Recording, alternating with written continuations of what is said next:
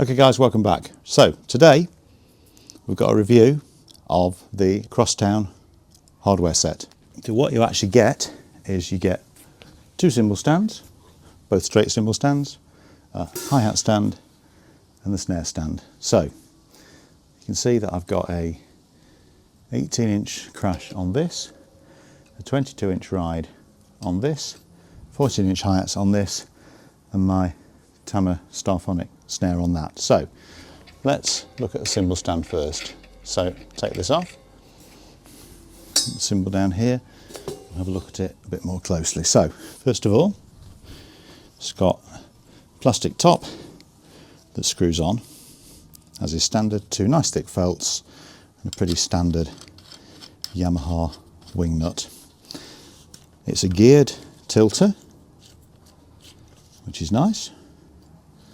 And then very thin top sections, and then that one as well. Okay, so they fold up nice and small, and they are extremely light. It's the lightest cymbal stand I've ever encountered. It's unbelievable. So, what would we say? Well, the bass spreads nice and wide. It's not flat based. So although it's lightweight hardware, it's not flat bass like the traditional stuff. And one thing that people do comment us in is this sort of anodized aluminium finish, which I'm not the biggest fan of, to be fair. It certainly wouldn't look great with traditional looking kits perhaps, but frankly it weighs so little I don't really care. So this comes out, and I think apparently what you can do is you can take this plastic insert out of here, put it in there, and then it's just shorter, but frankly, not sure why I bother. Although what I have also heard is that some other Yamaha stands tops fit in here. So if you wanted a boom or a tom stand or something, you can actually do that. But for me, just going to use it as is.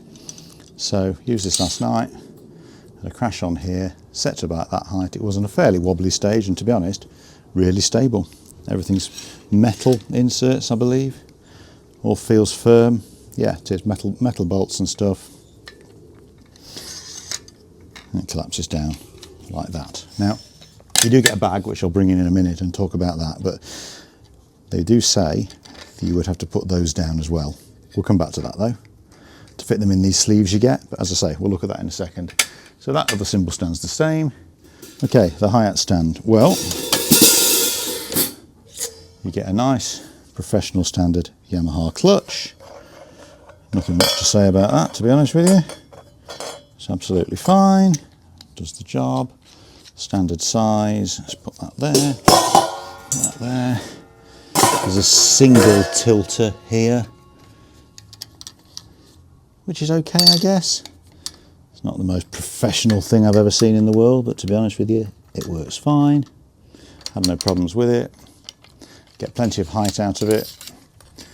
Pretty standard hi-hat rod. Just screws out as normal. Store that in there, put the clutch on.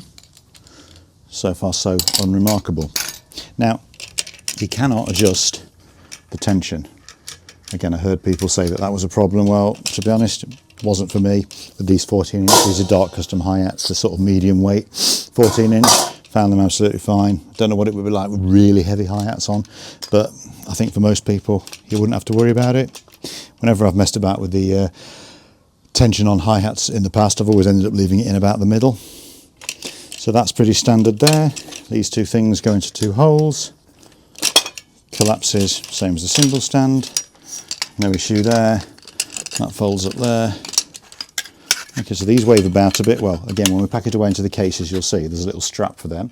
So that's that there. Another cymbal stand. Right, here's the snare stand.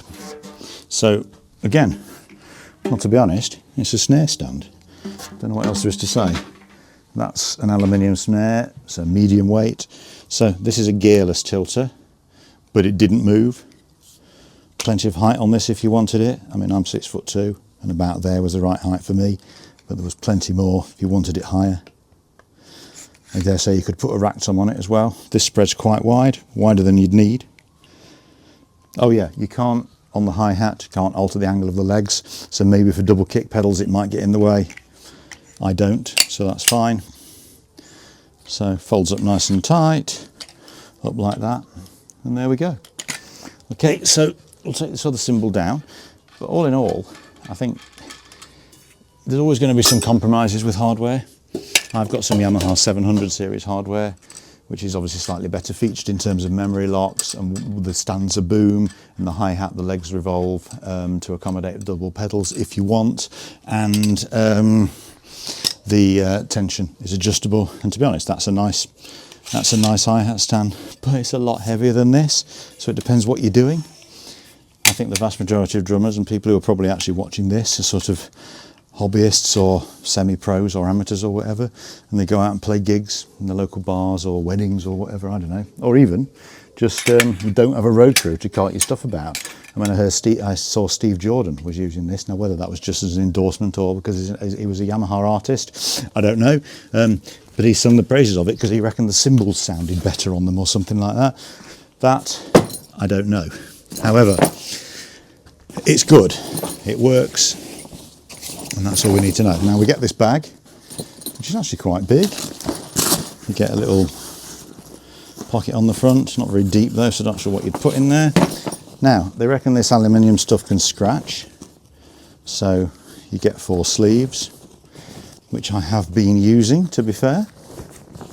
And in one of them, you get a little piece of Velcro, which may or may not be necessary, but what this does is keeps the hi-hat from flapping about.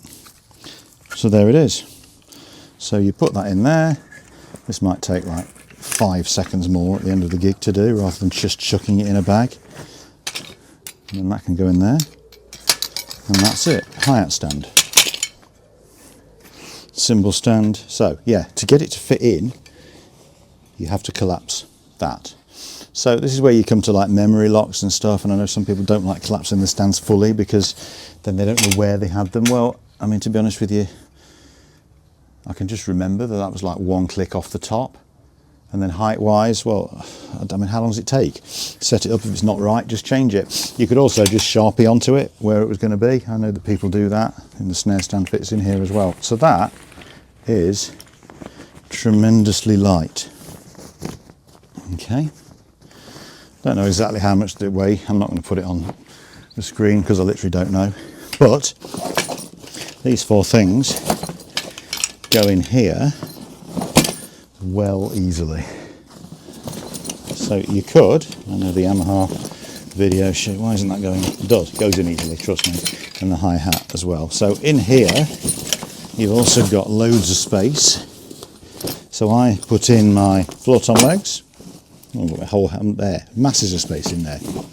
I put in my floor tom legs, my tom stand. I've got a soft drum case with 6 microphones in, a Beta 52 for the bass drum, which is quite a big mic, and all sorts of various other things. Vocal, 2 tom mics, snare mic, overhead mic, bass drum mic, a 12-inch floor tom. They sit in there nicely, but I guess you could easily put sticks in. You'd be able to fit in a throne bass, probably a small throne, like a 13-inch throne top or something like that, but I don't do that. Okay, and then I put my mic stands, overhead and vocal, just on top. You can fit a kick mic stand in there as well. And then with all that in, it's obviously a little bit heavier, but I mean, how light is that? It's like ridiculous. 1 finger. So there you go. Yamaha Crosstown. Now, I've also got the Tama Classic hardware set, so I'm going to do a comparison review on that in the next video, and see which one wins. I think there's pros and cons for either. I'm only going to keep one of them, so stay tuned to find out which that is. Okay guys, thanks very much for watching. Like and subscribe. See you all soon. Bye.